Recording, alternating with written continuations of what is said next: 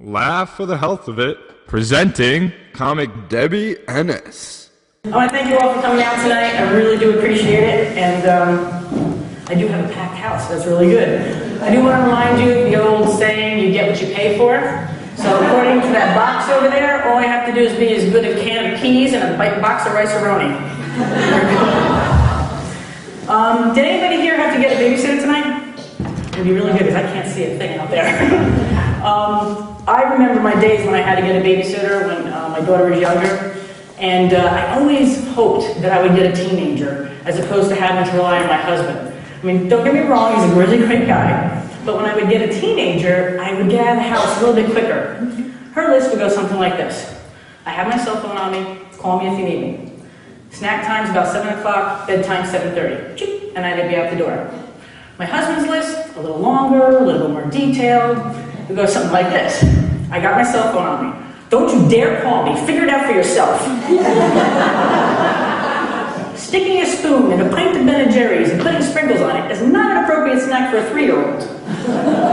And my personal favorite, bedtime is not when you see my headlights coming down the driveway. My husband and I are very different.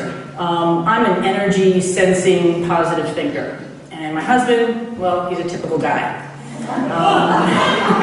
I'm the type of person who carries around a reusable shopping bag because I myself am going to save the world one bag at a time. Right? My husband, on the other hand, thinks that if God had wanted us to be a little bit more earth-friendly, he would have designed us a little better, like having a pouch, like a kangaroo. He said he himself could have saved 2 acres of the rainforest by putting the beer bottles directly in his pouch as opposed to using a paper bag.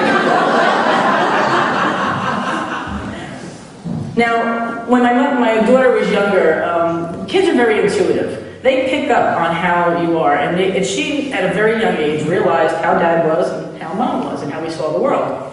And every night at the dinner time, we get together and we would talk about our day. So one time, she must have been about 3 or 4, and she comes home and says that a little boy at school had taken her shovel from her. So she turned to her father and said, so I hit him and I grabbed it back. And then she looked at me and said, but Mommy, I sent him positive energy so he could find another shovel to play with.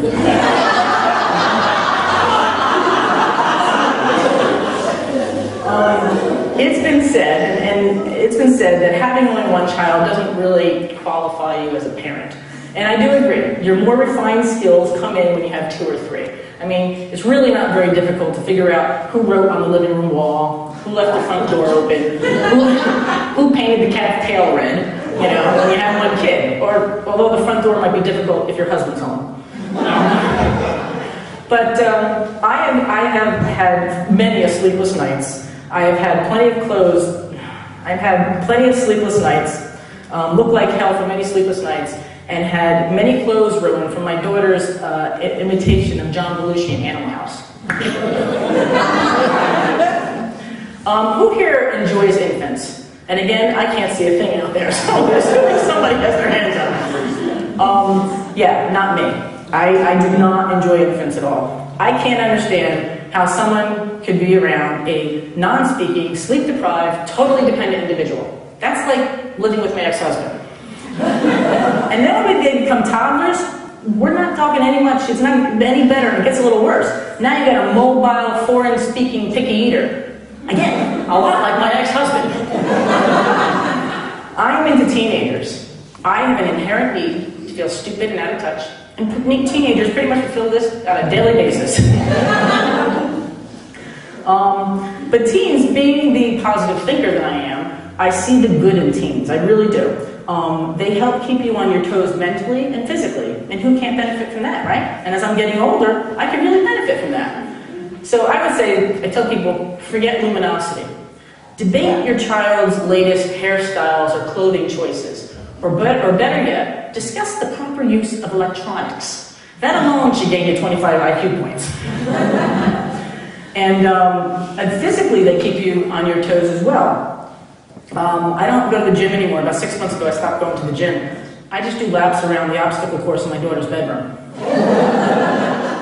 Also, my calves and my biceps have never been better. I'm constantly reaching up, slapping her on the back of the head, saying, have you lost your mind?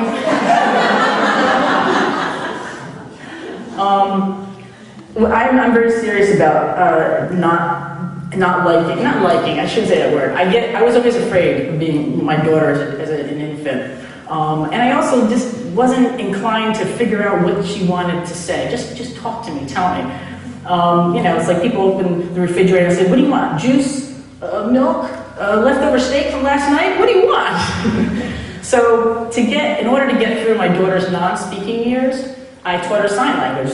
True story. She knew, by the time she was 10 months old, she knew 65 signs. Most of them clean. What they don't tell you when you're reading the books and getting the video is just like when you're teaching a child how to talk, you have to watch what you say. When you're teaching someone how to do sign language, you got to watch what you do, right? I'm Italian. That kid was doomed right from the very beginning. So one day my mother comes over, and I don't know if anybody out there is Italian, but my mother comes over and my daughter gets frustrated. She goes like this. And I said to my mom, she's hungry. And I'm thinking, she ain't buying it. That was her favorite sign when we were kids. So then my mother-in-law was over one time, and Megan went like this to her. And I said, "Oh, that means, how do you do?" She wasn't Italian. She bought it. My mother-in-law, before she passed this past January, and my mother-in-law moved in with us. And I'm still trying to figure out what's worse. The fact that she lived with us for 10 years, or the fact that I was the one who invited her to move in. I am convinced this happened because I had my daughter when I was older. I was kind of set in my ways. I was stubborn. I didn't want to change my routine. So I wanted to continue taking Pilates classes and going to the library. I can never say that with a straight face. I wanted to go out drinking with my friends. So what was happening was my husband lived away at the time. True story, he lived away, so he only came home on the weekends. And I was working full-time, taking care of an infant. Did I tell you that infants remind me of my ex-husband? Yeah. So in my postpartum craziness, I figured, I'll ask for her to move in. She can watch the baby at night, and then I can go out, enjoy myself. I am convinced that this would not have happened if I was a teenager when I had my daughter. I just would have strapped her on my back and went to the bar and take her to the bar with me. I've always wondered if other people are as overwhelmed as I am sometimes at raising my daughter. I can't be the only one who wakes up in the morning thinking, maybe she'll get off at the wrong bus stop today.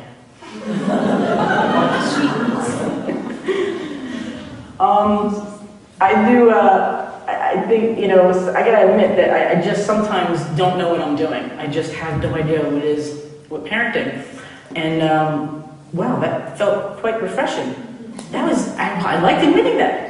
They should have a group, like Parents Anonymous. Hi, my name is Debbie. Hi, Debbie. And I'm a confused and exhausted mom. I have no idea what I'm doing. I just try to get through every day, inflicting as little emotional and psychological long-lasting pain to my daughter as I possibly can. Unlike what my mother did to me. As I've gotten over, I've kind of given my mom a little slack. I kind of, let her go a little bit. I believe that there was a conspiracy.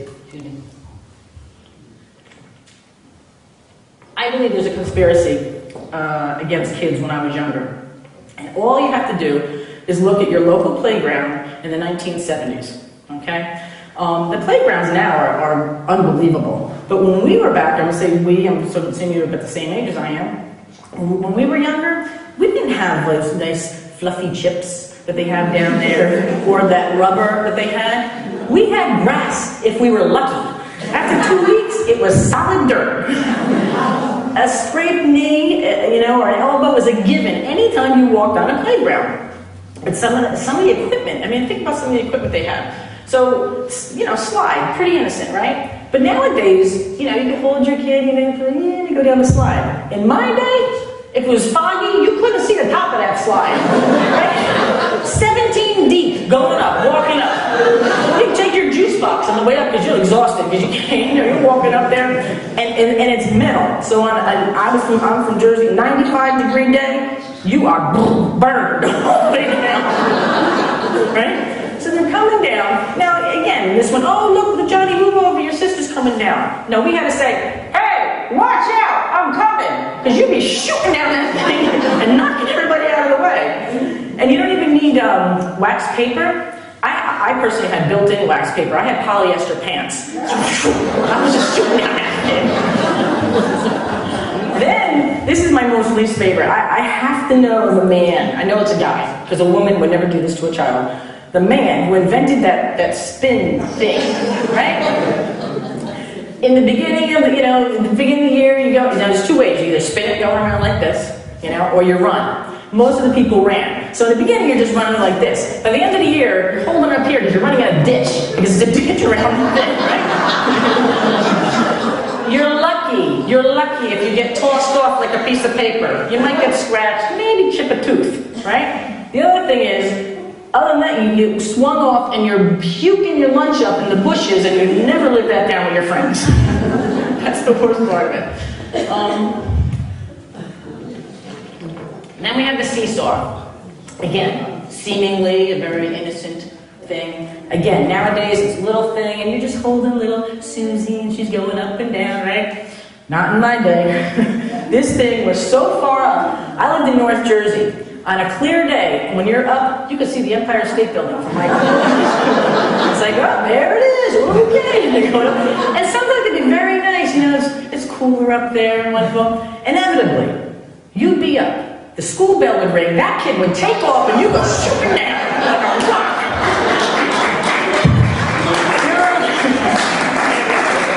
There are a lot of people out there that never able to become parents because of that ride.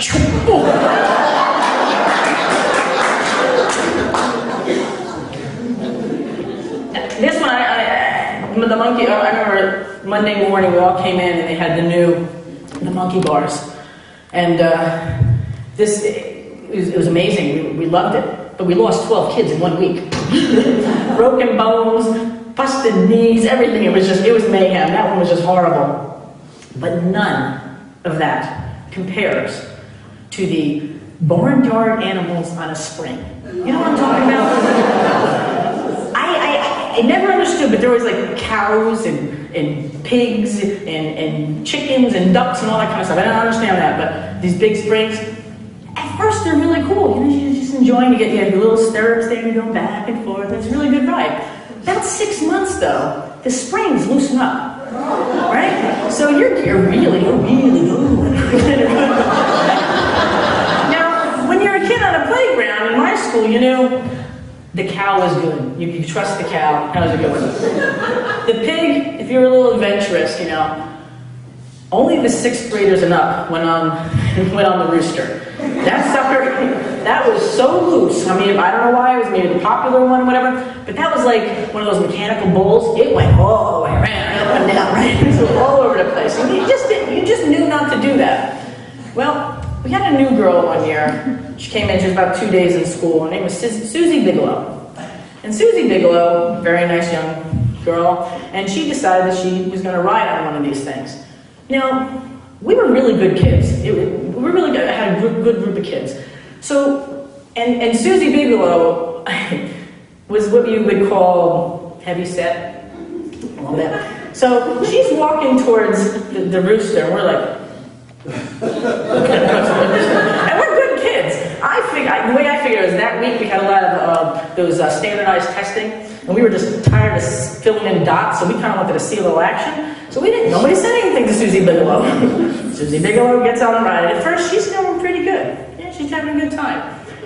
There's a tipping point when you hit that rooster. Susie Bigelow hit it fast and hard. She went down. She had her little feet were locked in. She's holding on. Her thighs grabbed her legs. She had her hiney up in the air. Did I mention she wore a skirt that day? There was a hush over the playground. It was like watching a bad accident on the side of the road. We were mesmerized and horrified at the same time. We we never saw Susie Bigelow again. When the playground aide and the principal extracted her from the rooster, her mother came and got her, and we think that she went to a private school where they had better equipment than we did.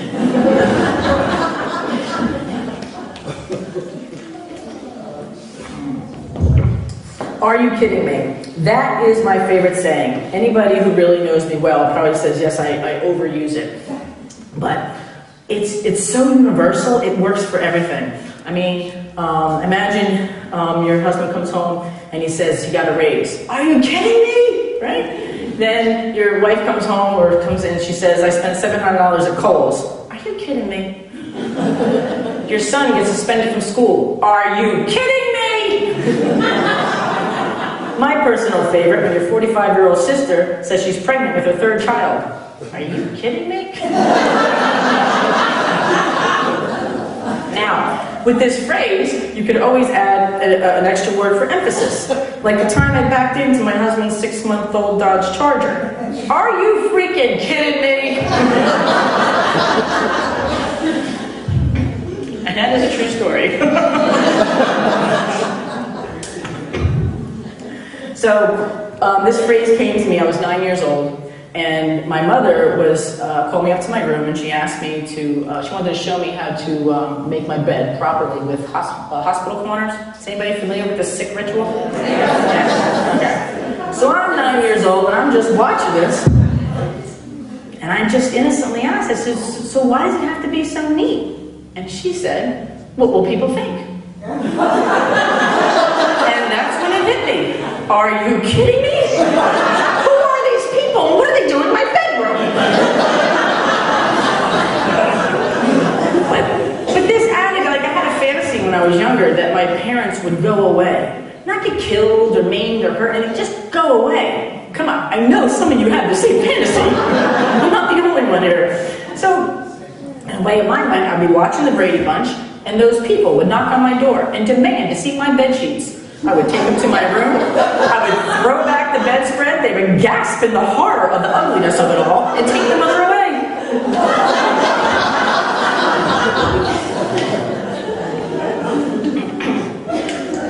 As some of you may know or may have figured out by me talking this evening, I am not a Massachusetts native. I am from New Jersey, exit 2 for those who really need to know. Everybody always asks. We moved here about, actually 9 years ago, 2 days ago, about. So we've been here about 9 years. And when we first moved up here, we almost didn't move to Barry. Barry was where we first encountered those signs you have all over your state, thickly settled. And I said, oh no, how rude. I said, big boned, heavy set, thickly settled, it all means the same thing to me. I'm like, I am not living outside in a house with a sign outside that says thickly settled and it'll remind me every time I walk out of my house.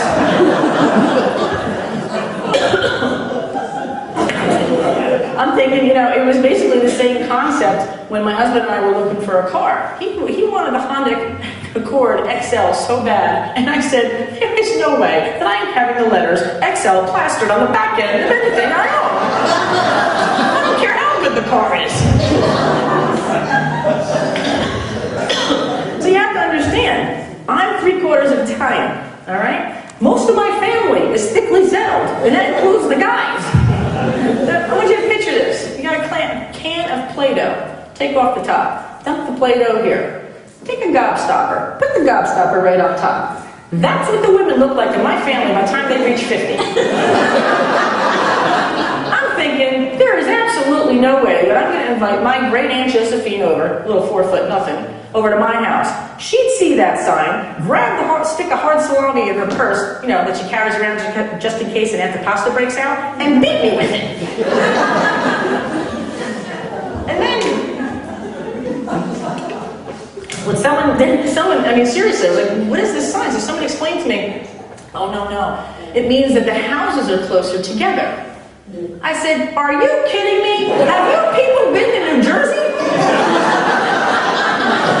I said that by that same standard, the signs in my old hometown should read obnoxiously settled. Oh my God.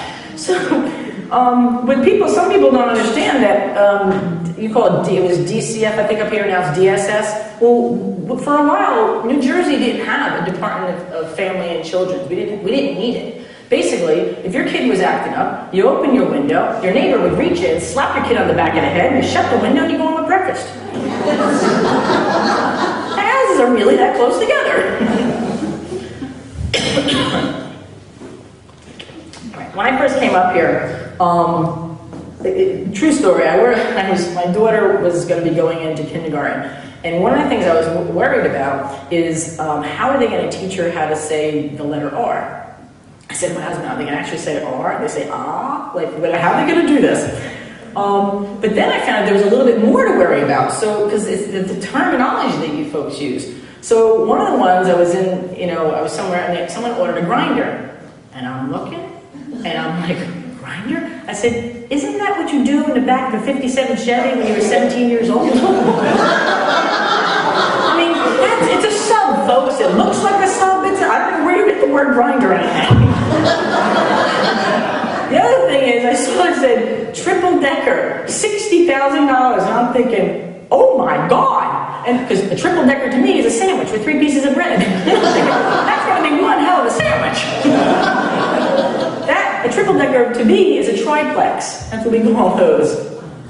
The other one that got me, I was looking for a church when I first came up here, and the address on the website was the Common.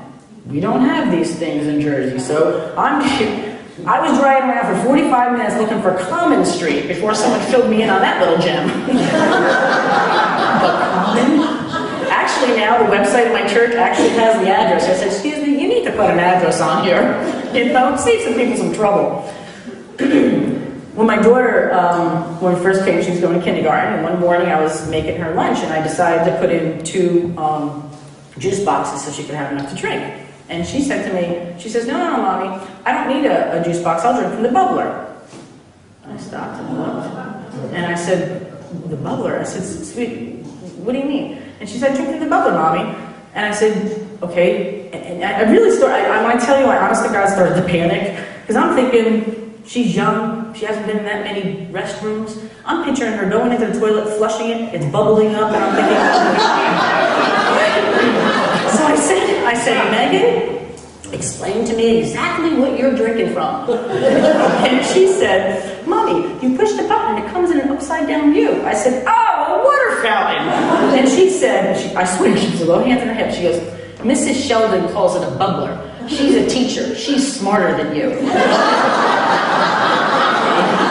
Now, I knew when my daughter reached about 17 years, when she reached a teenager, that my IQ would automatically drop. I had no idea that moving from Jersey to New Massachusetts would speed it up. Thank you, Mrs. Sheldon. Another true story. We first moved up here, and we're looking for a place to live. And it came down to 2 houses, one in Templeton and one in Barry. So my husband and I had gone to Templeton on this one afternoon. It was probably like a Thursday afternoon. And we wanted to learn a little bit about the town, what the townspeople were like, what the schools were like, what the crime rate, that kind of thing. So we decided what was open was a library. So we decided to go to the library. And these 2 little sweet ladies were in the library. So we said, we'd like to know a little bit about the town, the people, the schools, the crime rate. And one of the ladies says, the crime rate is very low, and what's really good, the crime rate is really low, and we're really lucky because we shot 2 police officers. And I looked at my husband, and I'm thinking, what? And the lady said, yeah, they've been shot since last year. and I'm looking at him, he's looking at me, and I'm thinking, oh dear God. And I said to her, and she saw me, and she saw my face, I said, I gotta say, she says, you're really calm for having 2 police officers shot last year. And she says, no, we're shot. And I'm like, yeah, okay. And she goes, no, short. I'm like, oh, we're short 2 police officers. We moved to Barry.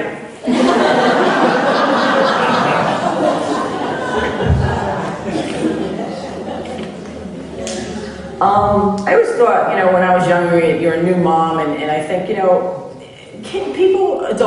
adults in general, are always telling kids no. Don't do this, that, or no. And I figured, what? I want to use that word. I want to be a little bit more proactive with my daughter and have her hear different things. So, and I said, I had that in my mind. So she was about 3 years old, and she comes over to me and she says, Mommy, can I take the cushions off the couch so I can use the couch as a trampoline? And I thought about it, and I said, are you kidding me?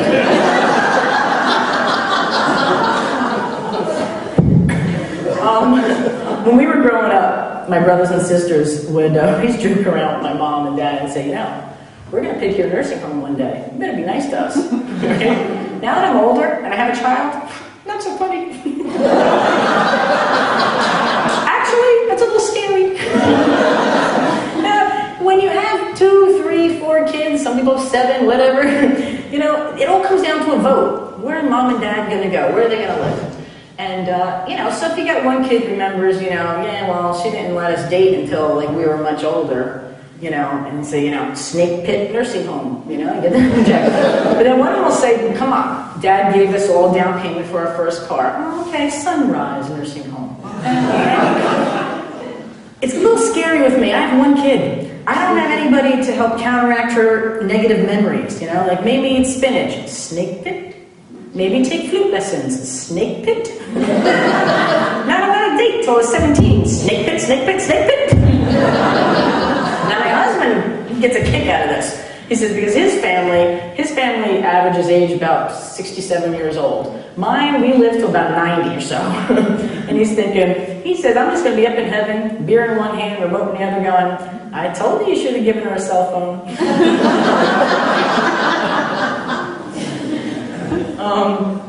I always wondered how the generations before us had so many kids. They didn't have so many things like we have, the modern conveniences. I'm one of 4. My mother is one of 7. My grandmother is one of 9, and my great-grandmother is one of 11. That's a lot of kids. And you gotta think about it back then. They had, they didn't have food processors and blenders and all that kind of microwaves. They didn't have that kind of stuff. What they had, my great-grandmother, now she had 9 kids, when she was during her childbearing years, she had an ice box. A little box with ice in it, okay? And then she had a hand-cranked clothes washer, right? And then she had a stove. She cooked on a wood-burning stove. And I'm thinking, how the heck does this happen? And then I figured it out. The dishwasher wasn't invented yet. Yeah, I mean, you're all looking at me like, hear me out on this one. This is a good one. So this is the way I figured it out. The modern-day dishwasher was invented about the late 50s.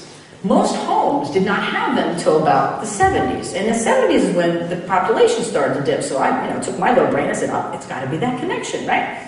So what happens is that, back then they had the big cast iron pots, and in my family, the big sauce pots and all. So, you got my grandmother scraping all the, my grandmother before, she looked like Play-Doh with a gobstopper on top, really looking good at 27. And she's scraping the pots and all that. So there's a lot of jiggling and all this wonderful stuff going on in the kitchen, right? So Grandpa comes in to get a glass of lemonade, takes a look at what's going on over at the sink over there, and next thing you know, they're going making number 7.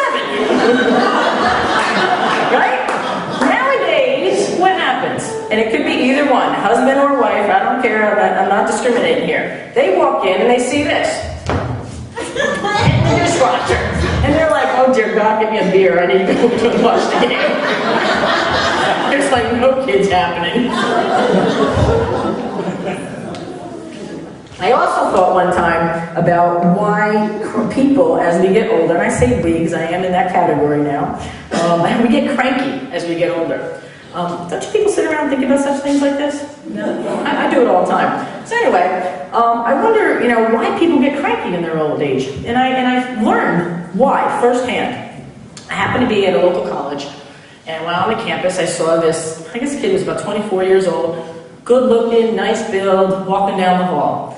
And he had the jeans when they come down, so his BBDs were hanging out, his pants were really low, and he had a hole in the back of his underwear.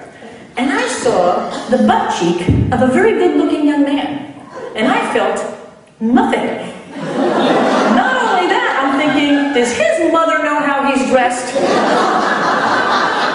And later on that evening, as I ripped open a pint of Ben & Jerry's and stuck a spoon in it, I wrote to my congressman and I said, there should be a be wearing their pants below their waist, because if I was not turned on by young butt cheeks, nobody should be. And you all laugh at this, but isn't that what happened with Elvis?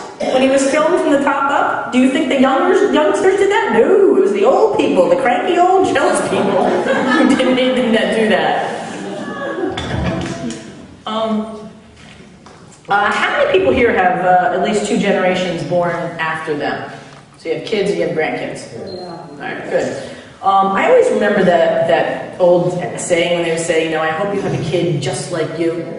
And it really never hit me until now. I'm thinking, yeah, that could be pretty sweet, right? I mean, there's got to be nothing like the joy of seeing your grandchild treat your child the way she treated you. And I'm thinking, I was a lot older when I had my daughter, so I don't know if I'm going to really experience this magnificent moment. I said, because, by the time she gets married and has a kid, she's in the audience. By the time you get married and have a kid, in that order, by the time that happens, I'm going to be so old, I'm not going to be looking for karmic retribution. I'm going to be looking for my teeth so I can eat my dinner.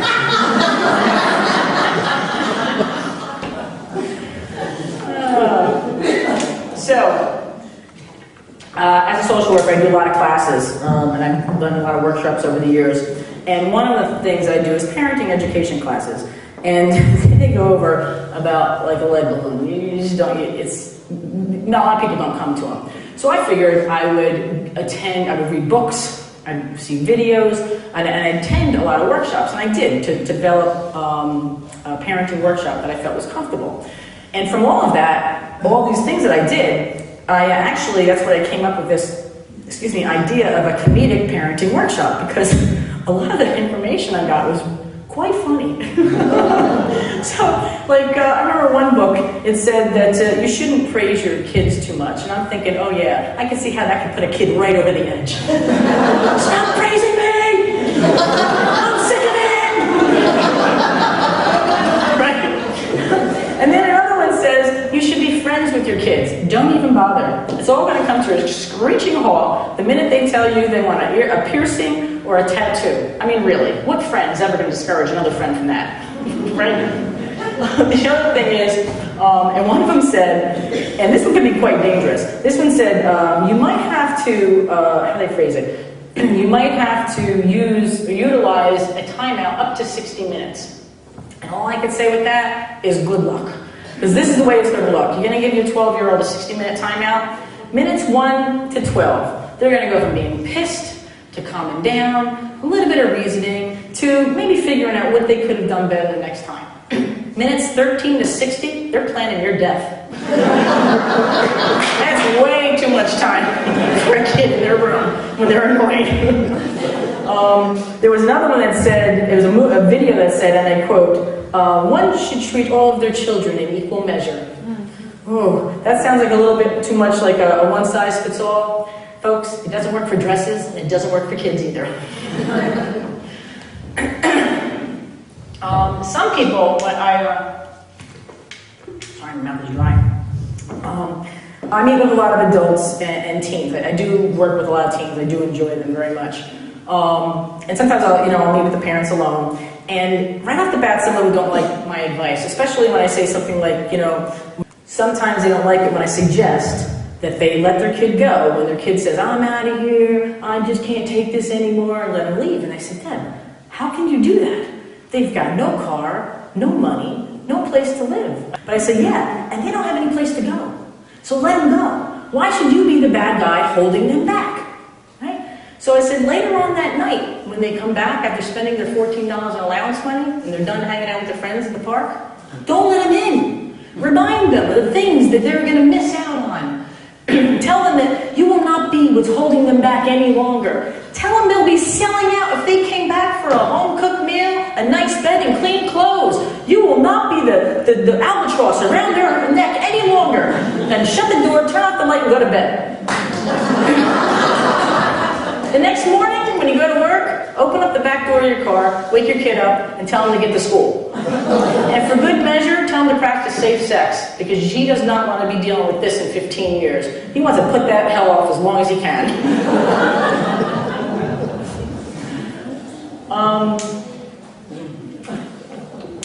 I meet with a lot of people, and they're always saying something like, I just want to be normal. And it's a big thing, is they want to be normal. I said, well, normal is only relative to what's going around. Normal is only relative to what's going on around you at any given point in time. It's really not a really good thing that you should be going for. Happy, I tell people you want to be happy, but not normal. But some people do insist on that. But anyway, I said, because normal, when I was growing up, there was a girl that I knew that the normal in her house was to vacuum the rug in such a way so the nap wouldn't look disturbed. Well, I want to tell you, the nap was the only thing not disturbed in that house. And when we were growing up, right, it was normal to die the same sex you were born with. Not so much anymore. So it depends on the times and what's going on. So in my house, when I grew up, it was normal to feel like a giant. Let me explain. My mother saved every little tchotchke that she ever had. Like the little doves you get at a wedding, the little bottles you get at, baby showers. She saved it all. She not only saved it, but she displayed it, right? And then she would have, and then she would go into miniatures, miniature iron, miniature houses, miniature wishing wells, dogs, horses, houses, everything you can imagine in these little teeny miniatures. Does anybody know what those printers boxes were? You ever hear of those? With the little boxes? And they used to be used for the printers, and they put their letters in and stuff like that. Well, back in the 70s, I guess, the 80s, you would use them, you'd hang them up, and you'd put all these little things in. My mother had like 8 of these all around the house. When she ran out of that, the room for that, she would put them on the credenza and the buffet. I mean, seriously, it was like miniature city. My brother referred to my mother's place as the house of little shit. It was all over.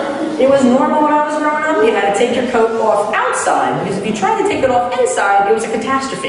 You ting, ting, ting, ting, everything would fall around. It was not, you didn't say God bless you when someone sneezed in my house. You just said, I got it. They sneezed. I got it. Then my mother would say things like, watch out, can't you be more careful? What's going on with you? And I said, Mom, I'm just giving Daddy a hug. He would just knock everything all over the place. My cousin Joey, when we were growing up, he was into cocaine one time, and I remember putting his little stuff. I was only little, but he put his stuff out in my mom's buffet, and he, went to town, and a family of 4, a horse and a wishing well, never had a chance.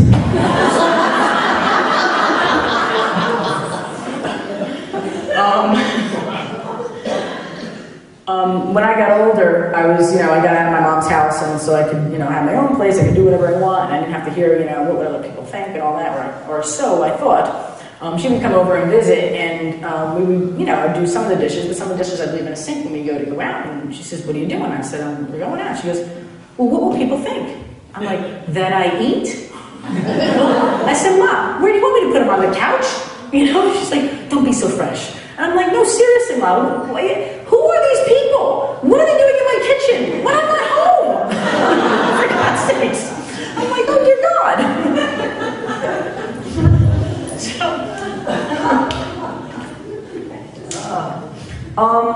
And I always believe that, you should give something to talk about. If they're going to talk about the dirty dishes in my sink, let them have at it. People are going to talk, you might as well give them something, right? Well, there was one time, about 3 years ago, that I gave people something to talk about, and I didn't even mean to.